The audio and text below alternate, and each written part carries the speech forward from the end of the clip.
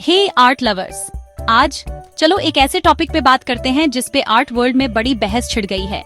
AI versus human creativity. हजारों सालों से इंसान अपने आइडियाज, इमोशंस और सपने आर्ट के थ्रू एक्सप्रेस करते आए हैं।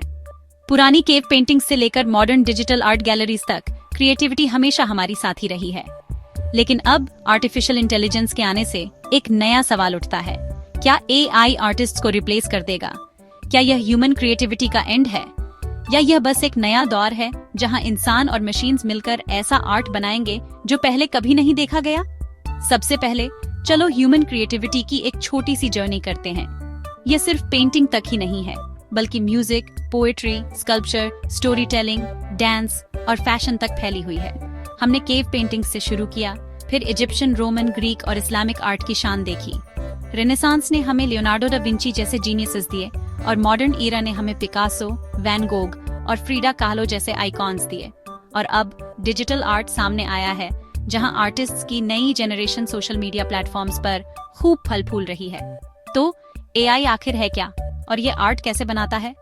आर्टिफिशियल इंटेलिजेंस, जो मशीन लर्निंग, न्यूरल नेटवर्क्स और डीप लर्निंग से चलता है, मिडजर्नी, डैल-ई और स्टेबल डिफ्यूजन जैसे टूल्स के थ्रू आर्ट बना सकता है। यह एआई जनरेटर्स लाखों इमेजेस से सीखकर नया आर्ट बनाते हैं। लेकिन क्या एआई में फीलिंग्स होती हैं? चलो एआई से बनी कुछ शानदार इमेजेस, पेंटिंग्स और यहाँ तक कि म्यूजिक कंपोजिशंस के एग्जाम्पल्स देखते हैं।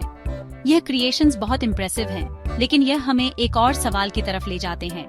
क्या एआई सिर्फ कॉपी कर रहा है या सच में क्रिएट कर सकता है? दुनिया भर के आर्टिस्ट के रिएक्शंस मिले जुले हैं, डर, गुस्सा और हैरानी।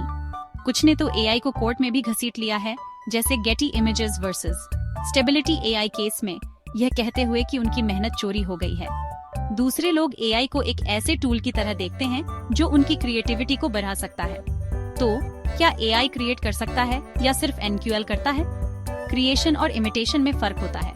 एआई डेटा को जोड़ता है, लेकिन इंसानी आर्ट में इमोशंस, यादें और एक्सपीरियंसेस झलकते हैं जो एआई कॉपी नहीं कर सकता। लेकिन यह सब सिर्फ कंपटीशन ही नहीं है।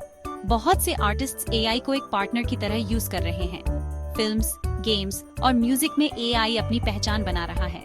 ह्यूमन क्रिएटिविटी को एआई की स्पीड के साथ मिलाने से नए डिमेंशंस खुलते हैं। एआई इंस्पायर भी कर सकता है, जैसे एक ब्लाइंड इंसान को साउंड के थ्रू आर्ट बनाने में हेल्प करना। जैसे जैसे हम आगे बढ़ेंगे, हमें इकोनॉमिक, लीगल और एथिकल चैलेंजेस का सामना करना पड़ेगा। क्या आर्टिस्ट की नौकरी चली जाएगी?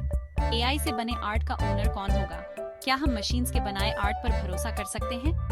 ये सवाल फ्यूचर तय करेंगे। आर्ट्स में एजुकेशन और ट्रेनिंग भी बदलेगी। एआई के इस दौर में हम आर्ट कैसे सिखाएंगे?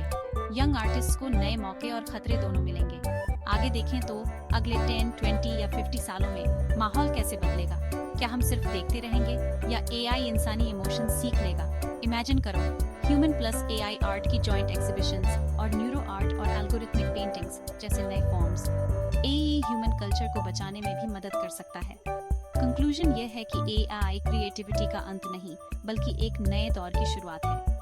ह्यूमन क्रिएटिविटी का कोई मुकाबला नहीं, यह हमारे इमोशंस, एक्सपीरियंसेस और स्पिरिट से जुड़ी है। एआई एक टूल है और चॉइस हमारे हाथों में है। फ्यूचर हमें दिखाएगा कि मशीन्स और इंसान मिलकर आर्ट की एक नई दुनिया कैसे बनाएंगे। क्रिएटिविटी कभी मरती नहीं, यह बस रूप बदलती है।